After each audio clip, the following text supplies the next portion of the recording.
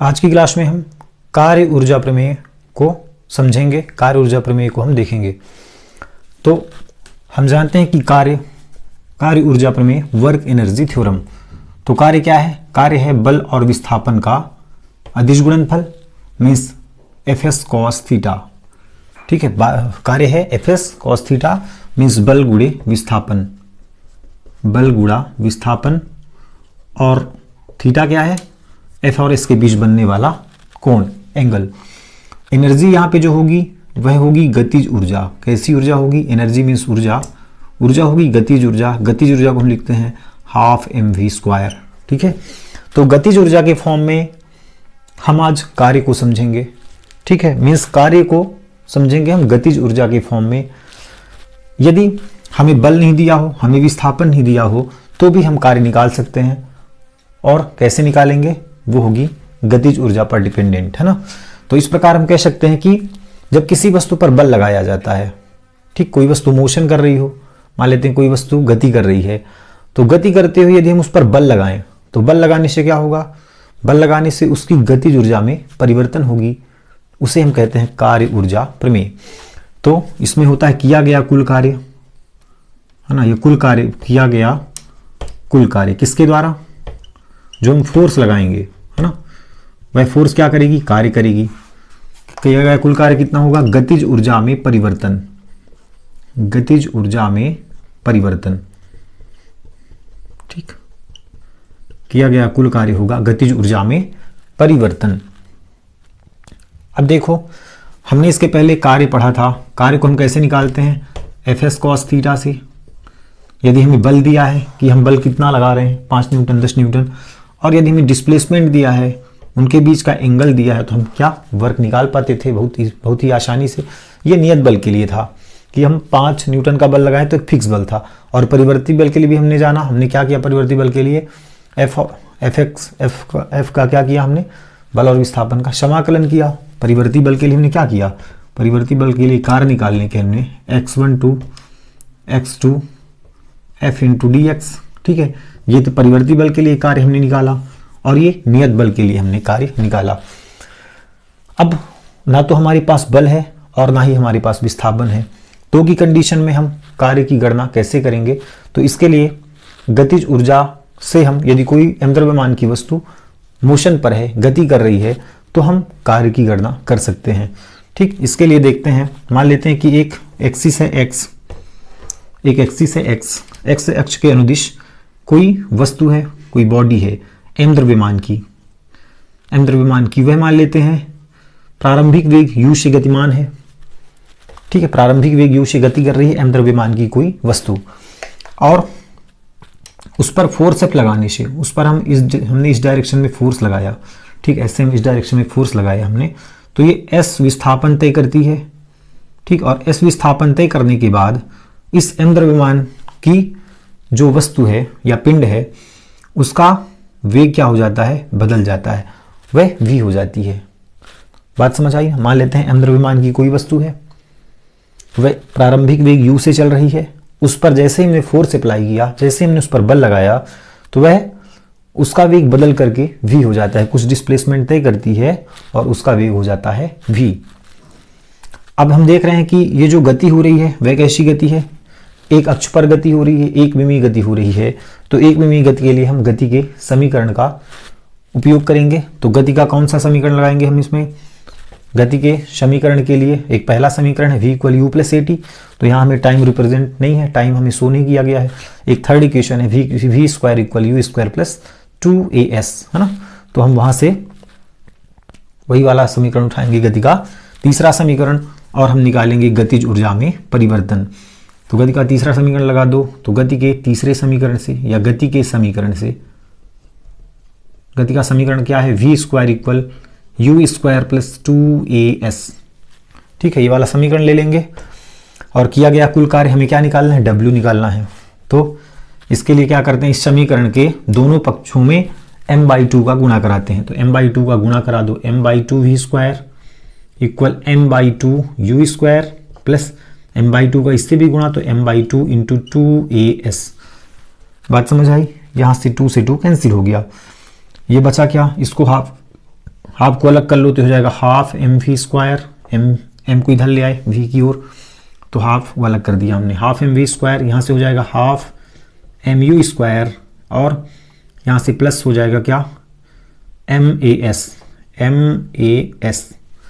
ठीक, अब क्या करो, यू स्क्वायर को उधर भेज दो, यू स्क्वायर को उधर भेज दो, तो half M V square minus उधर गया तो half M U square equal M A S. ठीक है, अब ये क्या है देखो, ये क्या है, half M V square, half M V square क्या है, वस्तु की अब गतिज ऊर्जा में परिवर्तन, गतिज ऊर्जा में परिवर्तन मीन्स हम लिख सकते हैं प्रारंभिक अंतिम गतिज ऊर्जा, फाइनल काइनेटिक एनर्जी, अंतिम गतिज ऊर्जा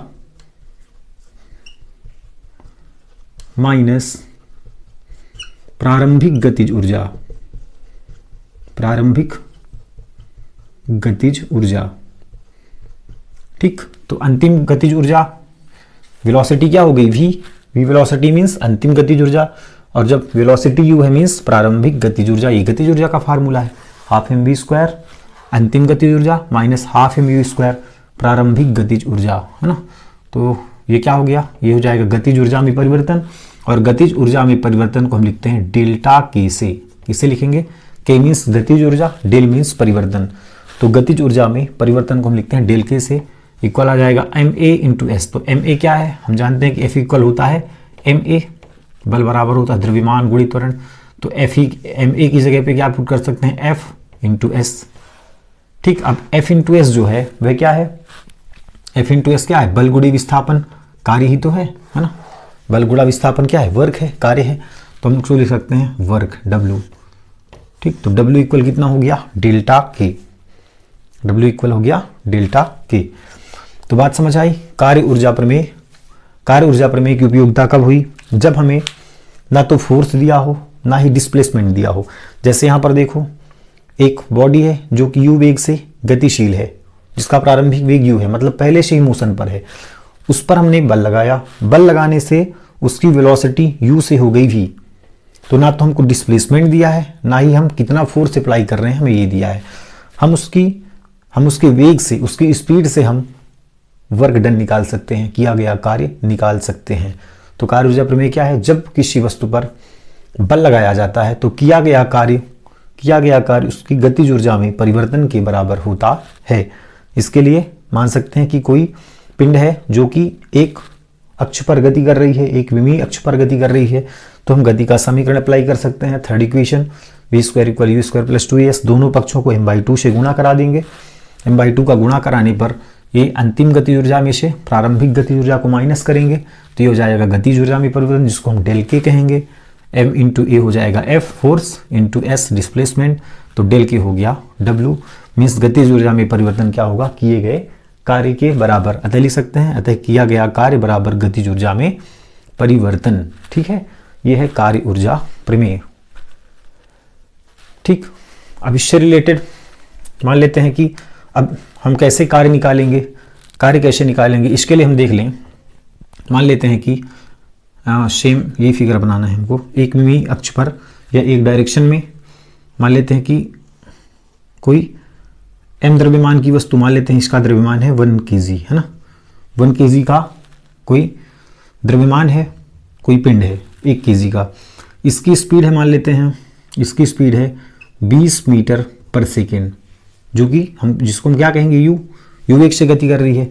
जैसे ही हमने इसमें फोर्स अप्लाई किया, तो फिर फोर्स अप्लाई करने पर यह कुछ दूर तक इसका विस्थापन होता है, और यही 1 किलोग्राम पिंड, जो कि जिस पिंड पर हमने बल लगाया, उसका वेग हो जाता है 30 मीटर पर सेकेंड। ठीक है, 30 मीटर पर सेकेंड पर इस वेग से गति करने लगती है। ठीक है,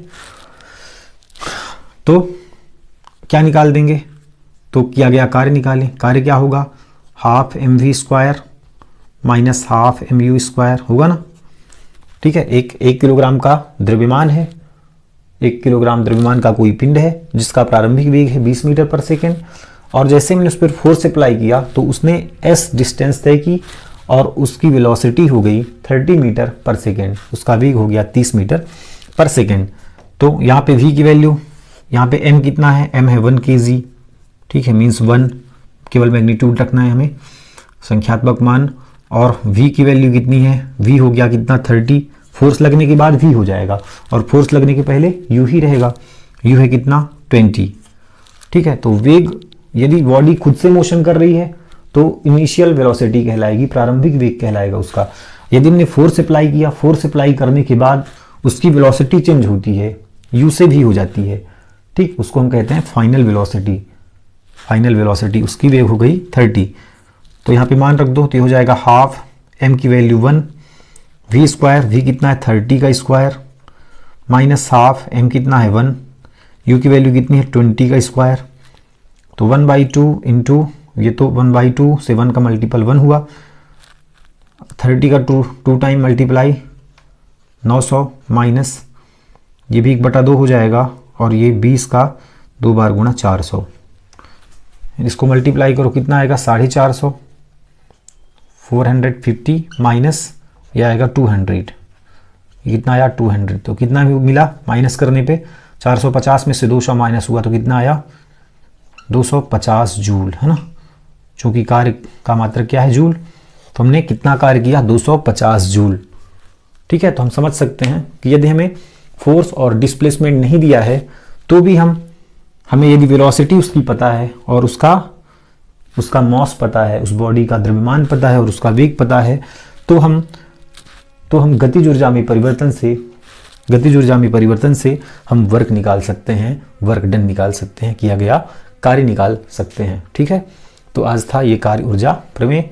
अब आगे की क्लास में हम देखेंगे स्थितिज ऊर्जा, पोटेंशियल एनर्जी। Thank you.